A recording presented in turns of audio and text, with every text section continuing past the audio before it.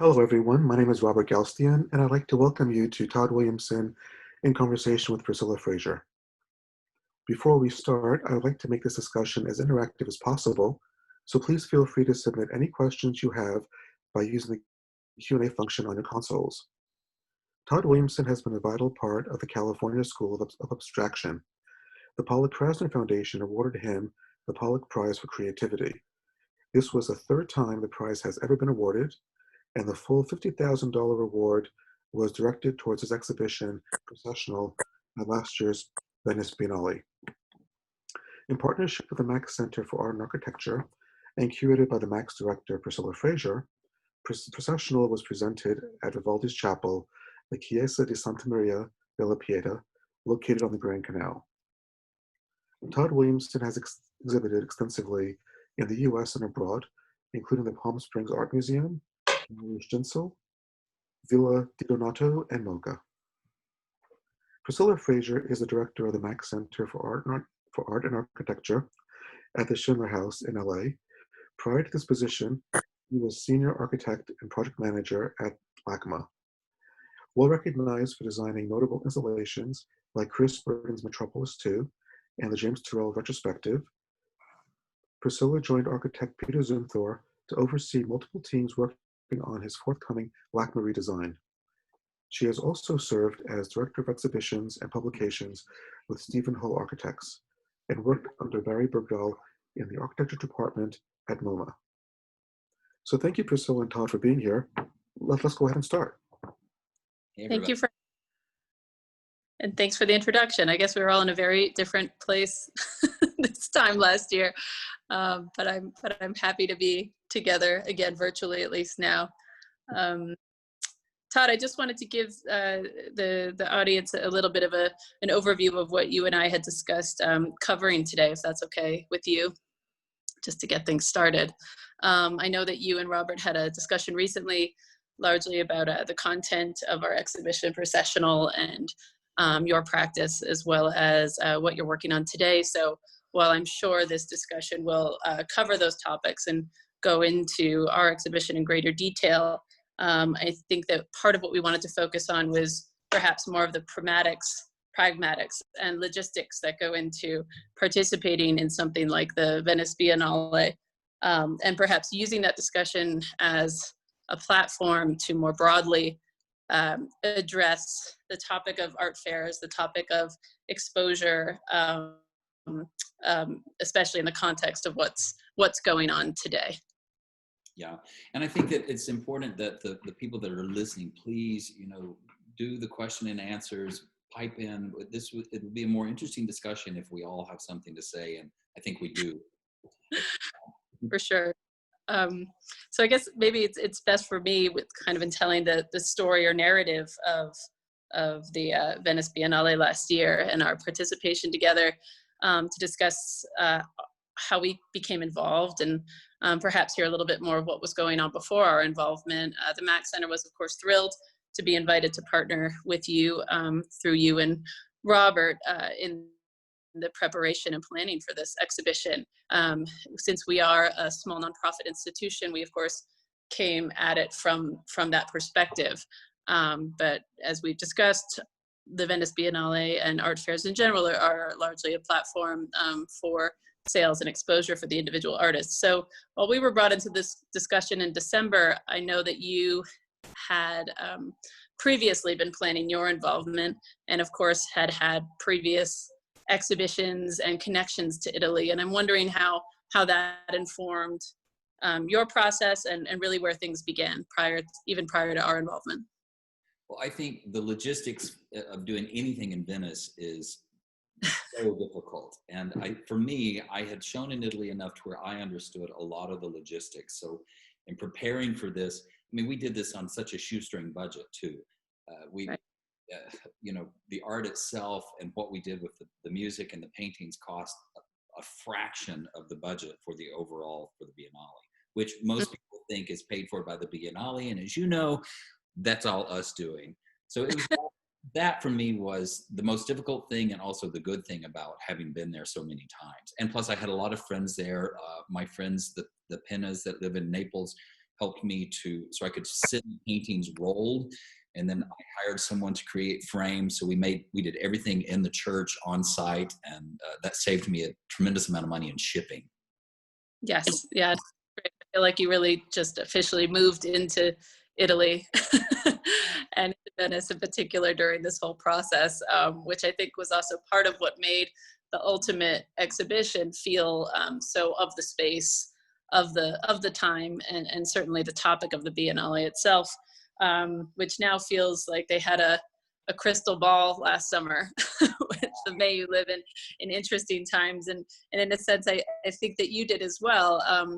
Of course, the paintings included in Processional, you had been working on previous to the exhibition, and you'd been working on for a while, as far as I understood, and really considered these works of abstract expressionism to be portraits of significant figures in contemporary culture, and we're examining the impact of individuals, both positive and negative, largely through words, and even more specifically through social media. So we had a fun time talking about that impact and talking about that cultural phenomenon, looking at people from Elon Musk, whose quote we see here, to Oprah, to even Kylie Jenner. Priscilla? Can you remind us what the full quote means? The Elon Musk quote is, it's okay to put all of your eggs in one basket as long as you control the basket. Classic, Yeah. especially doing California. On your part, though, to come up with this, all these quotes in Latin within the context of the church and the architecture, it was so perfect. Well, I appreciate that. I think that you had such a clear vision, and your work was so inspiring. But then when we started talking together about what perhaps the MAK Center could bring to the space or to the experience, since our entire practice is about highlighting and celebrating historically significant architecture and looking at the power of art in those contexts, it was important to us to really think about the Santa Maria della Pieta, the history of that specific chapel, the focus on apostles. We even started drawing a bit of a parallel between the figures that were the focus of your portraits and this concept of apostles. And I think the idea of your imagined portraits really resonated with us in our examination of how we could stretch the concept into context. Thinking about how, in in the 1700s and earlier, people really didn't know what religious figures looked like exactly, and so they had to imagine based on the words that they were sharing. And I felt that was somewhat similar to your process of envisioning these portraits. So I think what we're always striving for is to sort of delete that line between art and architecture, and I feel that this installation was a successful delineation of that separation. Yeah, and the architecture also played some of the most difficult, or presented some of the biggest difficulties in the exhibition, because it was historical, not being able to touch the architecture anyway. No nails, only holes in the walls that already existed. So getting there, we didn't really know what that was. Right. You can't really know all the all the specifics and full character, perhaps, of a space quite like that until you're there. And I think it's also worth mentioning that's part of what I think what makes the collateral events aspect of the Biennale so special.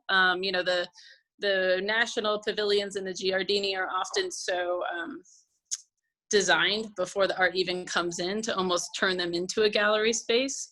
Whereas a lot of the collateral events exhibitions, I think, really have to respond to the architecture as it exists, which of course was a challenge that I think you met with flying colors. And even we talked a lot about the patina of the materials, the wear of the materials, the layering, as well as the color, which I know is so important in your work. If you, since I know you developed a couple pieces specifically for the show, if you wouldn't mind telling me a bit more about that process, that would be great.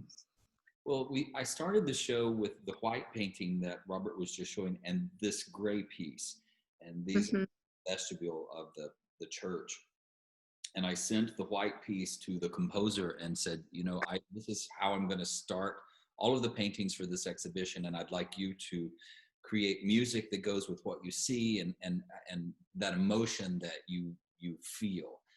Because we tried very much to make the art and the music the same emotion, so you could see it and you could hear it, and that would better the experience. And there were over 100,000 people through this exhibition over the 7 months it ran.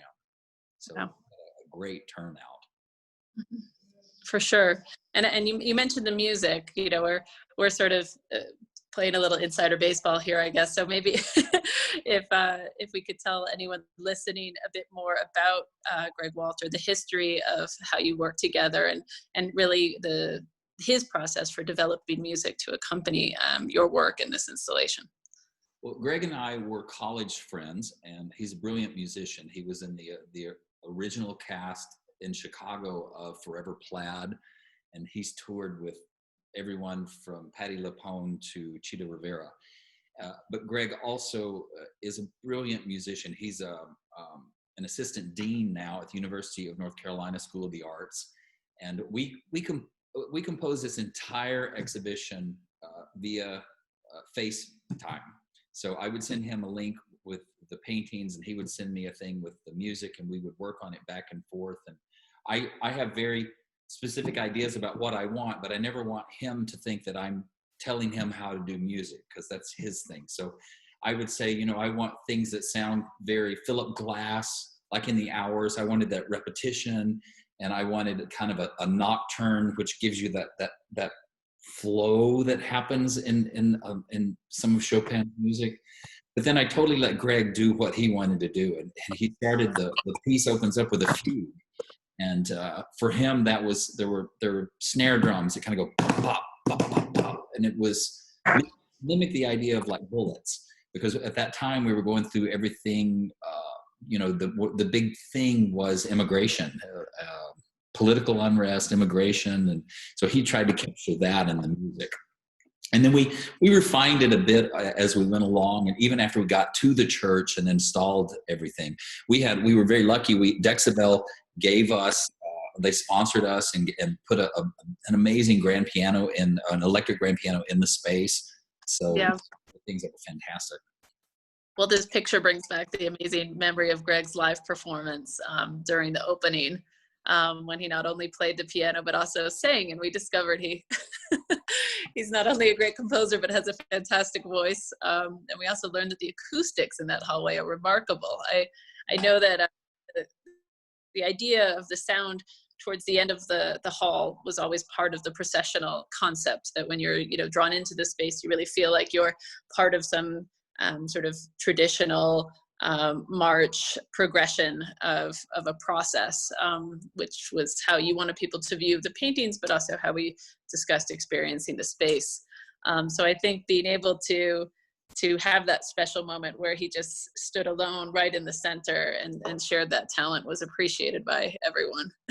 And that happened because I stayed for 6 weeks after the Biennale opened, and we decided, Greg and I, that we would not do regularly scheduled performances in the space. We just would show up, and if we had a crowd of 10 people or more, we would do a performance. And then what happened over time was we started getting visiting musicians come through, and they would do little improvs in the space. We had a Russian opera singer. We had a traveling choir group from Colorado State. We had a high school band from Sweden. And this happened almost every day. And to me, it was one of the most emotional, moving things that happened in the exhibition. I really loved that. That's fantastic. When we talk so much right now, everyone kind of in the art world, about the experience of virtual versus real when viewing art and when coming together to view art, it's not even, that's obviously a large aspect of it. And even in the 5 minutes before we started this webinar, we were talking about obviously how different that experience is from looking at art on a screen or in a book even versus being there. But I do think that even what we're just talking about now, the practice of defining a space where art is taking place invites a platform for spontaneity that doesn't otherwise occur. No one's having a spontaneous musical performance pop up online if there wasn't 50 million emails coordinating that. So I think that's something that people are missing now too. Beyond that, intimate experience one feels when seeing art, it's those moments that you can't anticipate until you're physically there, whether it's an incredible quick conversation or a performance like Greg's or a Swedish, was it a high school band or a marching band? These are the kind of things where if we don't define there is something special happening here, are really never going to occur and bring people together in that way. And I think that a space, especially a space like this, is almost like a costume for an actor. Put the costume on, the feeling that you have changes, and the vision changes. And like it was, if I remember correctly, it was your idea to do this as a processional, but I didn't think about that when we were setting this up. But as you went through the space, you came out and the Andorran pavilion was behind us, and the Zimbabwe pavilion? Yes, at the end. So it was kind of perfect that people could come through our space and go out the back and go to the other spaces. Yeah, I think the context of a sacred space, the natural long dimensions of the side chapel, and of course I think the scale and drama of your work invited that. I also feel that the concept of these figures as both establishing and breaking tradition tied into that idea in an interesting way, and that we were sort of forcing people a little bit to participate in some sort of a tradition or a practice. But then of course they could break at any time. They could go in a different direction, and they could go in and see one painting if they wanted. They could, come through the other way. So I feel that that again, it was one of these moments where the architecture is informing the art and vice versa. And I think it's just making both richer. Right. Well, I think if it's cool with you, I would really like us to move on and talk about more current events and things. Sure. Robert, is that all right with you? Oh, I think we lost him. So No, that's fine with me, except we have one question that just came in. Can you talk more about these paintings, Todd? You mentioned how you collaborated with Greg via FaceTime. How long did it take you to come up with the exhibition in your mind before creating the works? And you just talk about that process a little bit. It took me a while. When you start an exhibition, especially on this scale, it was so difficult because the cost to this was just almost more than one person could deal with. And trying to put it together, I got a lot of advice from everybody that I've ever worked with about, don't do this, do the money somewhere else, do this, do that. And then also about how the paintings should look, because I kind of wanted them to change a little bit from my normal style. I wanted them to be more textured like the church, and I wanted to use some different materials. And I was advised by a lot of people that should not happen, that this was such a world stage that people should see what I do. That's why I was invited to do this exhibition. So I stayed with that. And then I actually took the original imagery of the white painting came from a piece that I did for very dear friends of mine. And I used the main imagery in that to create the slash down the center. And for me, the slash is very much like a life force. So we were talking about one particular person in each of these paintings. So like this piece you're looking at now was based on my interpretation of who Elon Musk is. So the sword imagery is the life that he projects, how we see it as a people. We typically see these straight vertical lines as like a life force. In a lot of paintings, and that goes back for centuries. And then I used blue to kind of convey the idea that Elon Musk is someone who works in his head, and he's in his head all the time. And he just had a child and named her AIX or something like that, or AXI. So he has very unusual ways of thinking and looking at things. So I tried to use that within this context as well. And also this particular piece has a lot of upward movement because I wanted to show how he's really trying to move society into the 22nd century, you know, with space travel and all the different train systems that he's working out and electric cars. But that was kind of the way each of these paintings was originally set up for me in the studio. And my studio is small. At the time, my studio was a 20 by 20, and I had 8 paintings that were bigger than 7 feet tall stacked up in my painting. I'd have to turn one painting to show another painting. So when Priscilla would come over, we would literally stack paintings to practice. That's what we were doing. Moving before. Yeah. A little work. As much a challenge just painting them all in my studio as it was to ship them and hang them in the church. But you had that beautiful Clerestory light in your studio, which in many ways was an incredible sort of mock-up scenario for the space that we ultimately had. Yeah. And had. That did help. And plus I had the outdoor space at that time so I could take them outside and put them together in some semblance, because the church I believe the church was almost 90 feet long, but it was only 15 feet wide. So it's a difficult space to hang art in. And I remember you and I discussing the fact that if we hang the paintings across from each other, they might compete with each other because they were just too close together. Need those full 50 feet to take these in. Yeah. Well, and then like there were other things that happened that we didn't have a clue. I thought at the end of the chapel that was an altar table, and it was a reliquary with actual bones of somebody in it. So we had to, deal with that once we got there. I never did find out who the bones were, by the way. We could have come up with something fun. But sorry, Todd, to get back to your, Robert, do you think, was that a sufficient answer or discussion, or? Yes, that was perfect. Thank you. And once again, if there are any viewers with any questions, please feel free to submit them.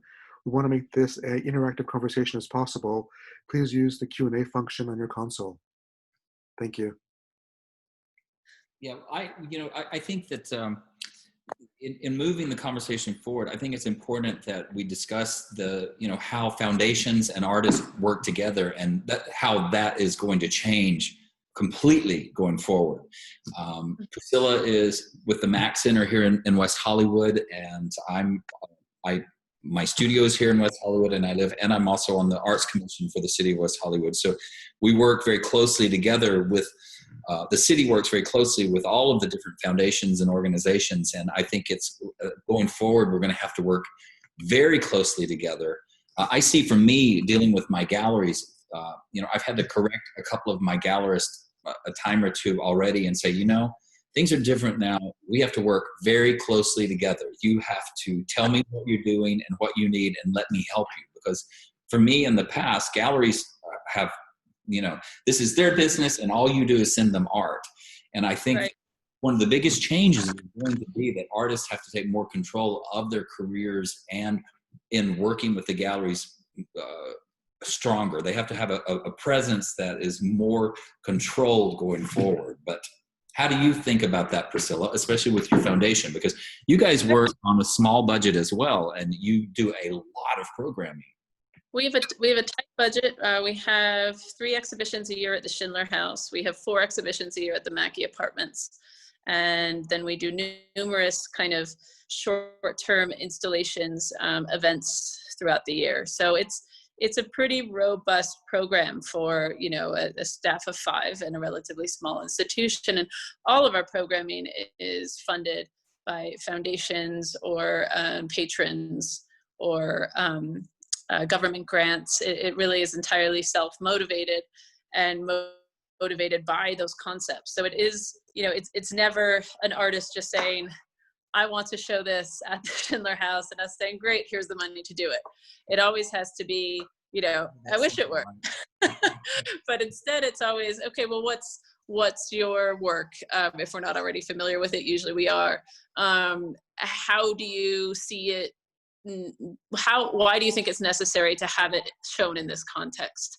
What are the concepts driving your work? And then we sort of strategically decide, okay, well, what foundation, what group, what patron might be interested in that? You know, who's going to support that type of work? And also, does it make sense in the context of the architecture where we exhibit our work? You know, I always joke that whether the curator or the artist likes it or not, the Schindler House is another curatorial voice, and you have to take that into consideration. I think it's always, you have low ceilings and you have a confined space in some ways. it has so much character. It's not a white cube. It has all its history. It has all of its significance, and I don't think that's negative. I think that's always additive, frankly. It's not going to work with every art form. Similarly, I prefer working with foundations and grant programs that do have a point of view and that have, you know, maybe not too restrictive, but at least a hand in the process that contributes not only money. You know, as you know, I have a call later today with West Hollywood, who are both supporting a show of ours that had to be delayed that was supposed to open in May called Demo. And it's actually about how 4 different artists look at the act of demolition that we're now hoping to open in the fall. But recently, just before we had to close due to COVID, they supported an individual artist that we've been working with, Chris Emile, who did the first 2 iterations of this incredible performance series that we're hoping to bring back. So, you know, we are very lucky to work and practice in a city that does support the arts, but not everyone has that luxury, and they allow a freedom, but I also know the types of projects that are going to appeal to versus, you know, whom I might approach, you know, something that I would approach the NEA with, or the Graham Foundation, which is very architecture focused. And I do think that the more we think about funding art context, or, you know, venue and curator as a symbiotic relationship without, you know, too clear a hierarchy, the better chance we have of pulling things like this off, frankly. And do you think, I received an email from the Artist Relief, you know, which is part of the Gottlieb Foundation and the Mellon Foundation and U.S. Artists Foundation for Contemporary Arts. They did a huge $10 million project to help artists, and I received an email from them that they had 55,000 applications in the round 1. They're doing 3 or 4 rounds, and they were able to get 500 grants. So I'm wondering how, because this is affecting so many artists and so many levels and so many foundations, and do you think that how will this affect you guys going forward, and how you deal with raising your money? Because that's a really, really tough thing anyway, as I know personally here. It is. I mean, look, for us, the grant process for exhibitions is usually a year out. So right now our program is funded through 2021, in part because we had to move everything back at least 3 months. But the relief funding that's being supplied, the artist relief funding, obviously we can't pursue. We can encourage the artists that we're working with to pursue that relief funding. But since we are a small business, we've had some success there. I know that the Getty has provided operational and payroll funds for small arts institutions, or provided opportunity to apply. We applied there. We'll see how that turns out. And we did receive some funding from the PPP system, which is really good, so that I can make sure that at least my employees are still being paid. I mean, the reality of the MAK Center and the Schindler House is that what we are ultimately is the stewards of these important works of architecture. And it's our main responsibility to keep the Schindler House open to the public. Obviously, right now we can't, but in general, that's kind of our baseline responsibility. So we always want to make sure that we have the funding to do that. Our ability to do events and programs beyond that is really just gravy. I mean, we feel that's equally our responsibility, but we do always see it as a win and a success when we're able to pull that off. And we have had 25 years of pulling it off, so we'd like to keep that going. But as I mentioned before, it's always this kind of quick and nimble aspect. But my understanding and speaking with other institutions is that it is operations like ours that have actually managed to weather the storm here a bit more successfully, because we're used to working this way. You know, we're used to kind of project by project having to be strategic and flexible in our funding sourcing. And it's not that I think it's some of the bigger institutions that are being hit a bit harder. It's going to be interesting going forward with all of these different things. Certainly. The questions just come in on the same topic of PPP and the COVID-19, Priscilla and Todd. What resources are out there right now for small institutions like yours, as well as artists like Todd? Because as we've heard in the news reports, a lot of artists really right now are struggling at best. I think this will probably decimate the artist population. I think easily we're going to see numbers between 30 and 50% of the working artists not around in a year, because they're not going to be able to survive. Because most artists are not set up as a business, and if you're set up as a business, you can apply for similar money from the government, like disaster funding, which will help keep people alive until this starts coming back. But you know, a lot of young artists don't do that. They just kind of paint and do shows, and they run month to month, and they're going to have a very difficult time going forward. And plus, it goes back to like the money that's available to artists, individual artists. 55,000 people applying the first round of artist relief. That's massive. And they're giving away small grants of like, I think they are $2,000 or $2,500. I can't even remember. So, you know, they got, you know, more than 50,000 people that didn't even get looked at. So that's how I would look at it from the artist standpoint. I'll throw it to you, Rebecca. Priscilla. Yeah, I think I don't want to be too optimistic here, but you know, I think it'll be a bit of a wake-up call. I know we work with a lot of artists coming out of Europe at the MAK Center, and they're almost surprised sometimes by how little government funding exists for the arts and artists in the US. As I said, we're fortunate to be in West Hollywood, where we perhaps have an advantage there, but more in general in the US, that's very lacking. And certainly at times like this, when you do see funding, of course, this is really controversial right now with LACMA and the county funding. When you do see funding going towards the arts in the face of true disasters affecting people's health and livelihood, it's tough for people to wrap their head around hearing any sort of government funding going towards the arts. And yet, I think during this time more than ever, we've seen how dependent people are on entertainment, on something to take their mind off of what's going on. So you know, we of course can argue both positions, and I can see both sides. But you know, one might say more than ever, we need artists, we need creatives, we need people who uplift and take us outside of the day in and day out when things are so difficult.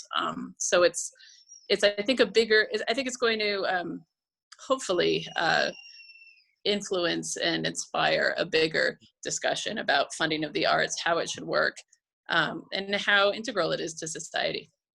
You know, another question has just come in. How will you engage visitors and the art going forward once we open up after COVID-19? And that's a topic that we discussed actually before the broadcast. So I think it's quite interesting as well. From Todd's perspective and yours, Priscilla, how do you engage visitors with art in the age of social distancing?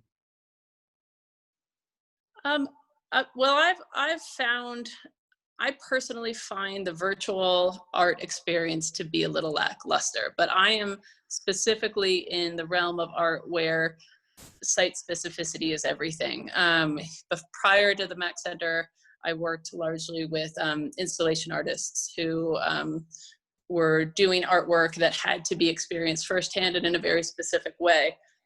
Whether you think about projects like Walter de Maria's Lightning Field, or most of Terrell's work, or incredible works like the Rothko Chapel. They're all so specifically about this artwork in this context, and the viewer's personal experience. So I find it hard to translate that type of art, which happens to be the type I'm most interested in, into a virtual experience. However, I think that so for the MAK Center in particular, we will have to be, I think it's more a matter of crowd control and creating with an eye towards art that's meant to be experienced in a very intimate way, versus changing our whole perspective. But on the broader scale, I think we can't ignore that, prior to this pandemic, art was art interests were already leaning towards the virtual. I mean, the winner and the gold and the silver prize winners of the Biennale that we participated in were both essentially video artworks, and performance, I think, was kind of cleaned up 2 years prior to that.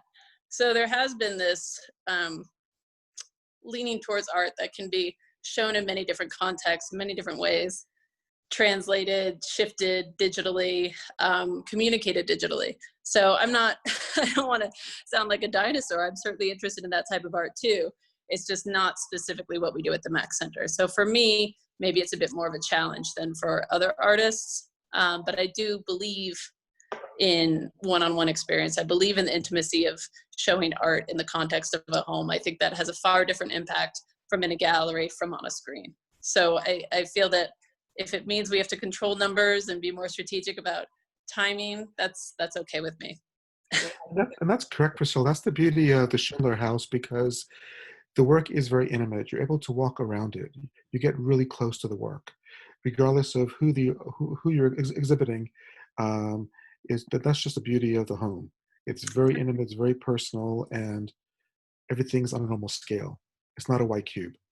Yeah, I think that that was really driven home for me when we showed Edmund Duvall's work Exactly. at the end of 2018, I believe.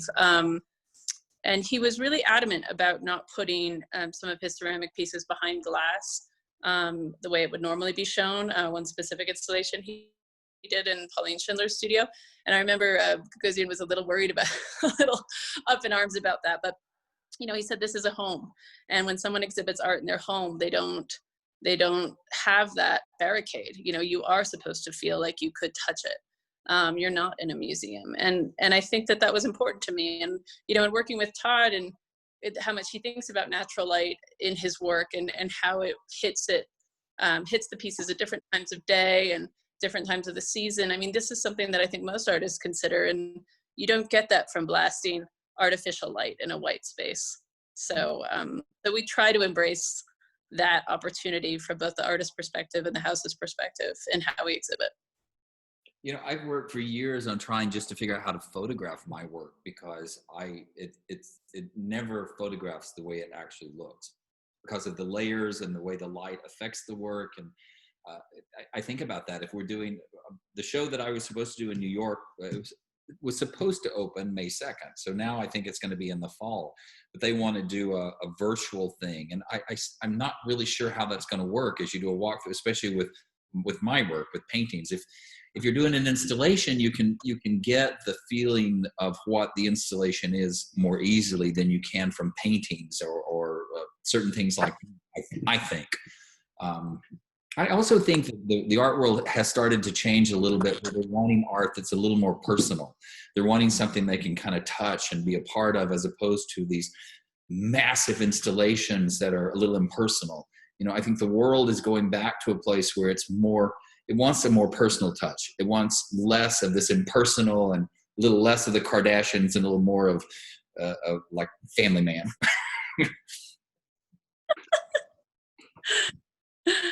I agree that, I agree with what Todd was saying about how young artists in particular and, artists who are working artists will take a hit, unfortunately. But I hope that in the longer run, what we're saying more broadly about intimacy with art personal relationships with art will actually enhance the practice of those types of artists, because they sell largely through personal relationships, and they sell largely, through somebody experiencing that artwork firsthand in a quiet and real way, or knowing the artist, already being familiar. Those types of artists are not, I think it's not a matter of, big name galleries or huge art fairs. And so my hope is that this kind of forced time of quiet, this forced time of introspection will make people really think about, well, why do I care about art, and why do I collect it? Why, especially perhaps when money's tight, am I still interested in obtaining artwork? And I think that the answer will not be to hit some, check some box or impress somebody else, but really what's going to fulfill me at the end of the day. And hopefully not immediately, I'm sure, but perhaps a year down the road, that will actually bring a greater sense of fulfillment and accomplishment when we collect something that it's our personal opinion has value, and not somebody telling us has value. Yeah, I think so as well. I kept hearing, when all of this first started happening, the news was all about the big institutions and auctions. And, for the most part, big institutions and auctions don't affect but the 1% of the 1% of the artists in the world, or even foundations for that matter. And I couldn't quite figure out how no one was touching on how this is going to affect the average everyday artist who works and make a living doing this, but they don't work with Gagosian or the Met. It's a completely different world than that. And even though I know that kind of drives the economy in many, many ways, it's really not responsible for most artists in any way. It doesn't do anything for them. It doesn't further their career. It doesn't help them with the projects they're doing. It's just a way of making money for that very high-end group. I don't know why I brought that up. It just annoys me sometimes. I think that it's what we're all thinking about when we think about our neighborhoods and our friends, the small restaurants in our neighborhoods versus the big ones that are going to survive this. And yes, they will be hurt in the immediate sense, but the hope is that we'll come out of it realizing how much we want to support those smaller, more personal efforts moving forward. Yeah. So another question has come in from Cynthia. She wants to know, Todd, how was your experience with dealing with spaces of ancient architecture? Oh, I think it's amazing. I love that. It presented, like we discussed earlier, it presented some difficulties that really kind of threw me off the cliff when I first got the contract with the church about you literally could not use nails or glue or string or anything within the architecture. And then while I was hanging the art, the city of Venice has their architect come through and check the space. And if they had found that I had put a nail up anywhere, they would fine me. And it was a huge 20,000 euro fine, but I didn't. But they have photos of every single hole that's in the wall. And I found that for me, the space was very, it was amazing. It was very inspirational, but it was also great to work with someone like Priscilla, because Priscilla understands the space better. So when we were discussing the curatorial aspects of what this exhibition could be, the symbiosis that happened was really amazing, because we could sit on the side of my patio and discuss ideas, and they would congeal very quickly when we were throwing this together, just based on images of what the chapel looked like. And I think bringing, also Todd bringing in Greg was great, because sound will hang anywhere. We don't need any for that. Well, Greg had such an amazing experience as well, because Greg's just been teaching for the past 10 years. And so when we've done several shows together, we did one with Art 1307 in Naples, was our first fairly large music and art exhibition. And that was in a 17th century ancient home in Naples. And we had we had to pipe everything in because once again, it gets back to money, but we had everything recorded. And then we hired a cellist. And then Greg was able to get one of the mezzo soprano that also teaches at the University of North Carolina flew in. And so she and Greg sang. And it was a pretty amazing thing because we could combine the three live voices, the Greg, Janine, and then the cellist, along with the recorded music. And it was amazing, which is very much what we did in Venice. I mean, I think Cynthia's question is great because it does, I mean, it not to be too cheesy, but it really does hearken to, I think, the core of this experience and this process, which is, you have these ancient buildings and ancient architectures, and things come and they go and they leave some form of imprint. But mostly the imprint is on the people who came through and had that experience. And I feel that that our takeaway from being in an ancient space was feeling like our moment there or our time there will last, far beyond the 6 months of the Biennale. Yeah, it was an amazing experience. It was, I think, probably the most stressful year of my life. One of the most incredible experiences because once I got there, we pretty much just allowed things to happen. I allowed myself to let the control go once the exhibition was set up. Everything was there. There really wasn't a whole lot that we could control. And we had all kinds of crazy things, like the church flooded, and it got up to, like in this particular photo, it got up almost to the bottom of that line on the wall. So some of the lighting was destroyed. The speakers had to be fixed. So who could foresee a flood? There was like 100-year flood in Venice. They haven't had things like that in 100 years.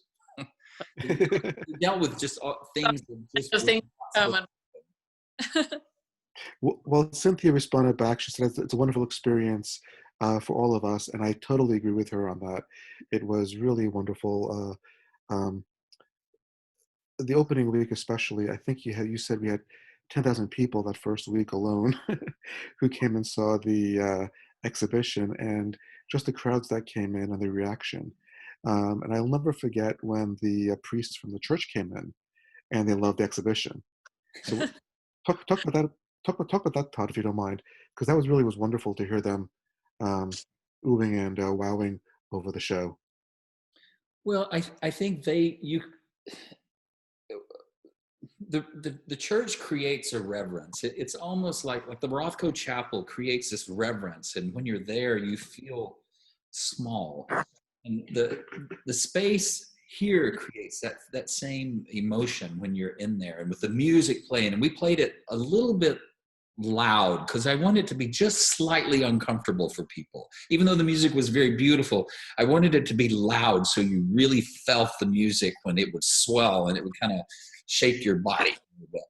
But like this particular piece that you're showing now, the gray piece, was one of them that we did to kind of discuss Pope Francis, because I think he is one of those new apostles in the world right now. He's trying to make changes as best he can, and he's dealing with an institution that is, very much the ideology has been set for centuries, and it's very hard to change something like that, no matter whether you're talking about a city or a church or a political system.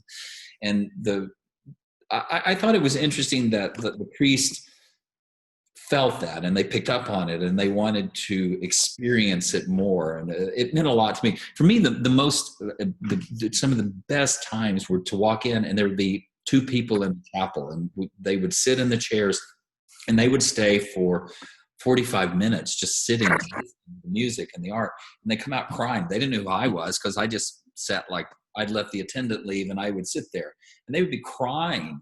And the simplicity of this exhibition, I think it was also interesting because it was such a juxtaposition against most of the art at the Biennale, because the Biennale there was a lot of in-your-face art, because this was the idea that Ralph Rugoff had was really more about the political uncertainty going on right now. And then we kind of took a different way of showing that. And with just the paintings and the music, you couldn't have been much more simple. No, you're correct. Cynthia follows up, Todd. Can you talk about how Venice changed your way of painting and your old style? You know, for me, I think it was so many of the things that happened last year. There was a place when I finally got home from Venice, because I was in Europe for almost 4.5 or 5 months over the course of the year. It was a very intense year. And then when I came home, I finally had the chance to sit and just kind of take in everything that had happened, and having the Pollock Krasner Foundation support this very 100%. They were there. The board showed up. They gave me money for this exhibition. They have been very vocally supportive of the exhibition. And then winning the Pollock Prize and working with Priscilla. And I kind of came home, and it gave me a confidence in what I'm doing that has allowed me to take out some of the control issues that I have, that I deal with in my work. Because for me, the lines in my work are control. And so the new paintings have almost lost those. They're much more just an expressionist piece, and they've taken on more of, you know, I'm very much influenced by the late 40s, 50s, 60s abstract movement in New York and in Europe. But that's what I find was the most interesting. And the timing is very similar, because artists were doing a similar thing that we're going to go through now, because artists were trying to buck the system that was going on, and the big galleries and the control that they had, and how little artists had in their own careers. And so you had people just doing, well, this is what I want to do, and it doesn't matter. And I think that it was a really important thing. But anyway, back to the question, for me, I think it just gave me a confidence that I can now go forward and do what I want to do. So I do things that I want to do. I paint the way I feel. I paint, I don't, you know, most of the time I kind of project it in my brain as hanging on the walls at my house, not somewhere else. And then even if I'm doing an entire series of pieces, I want them to be what moves me and nothing else. And I think that was a huge step for me as an artist.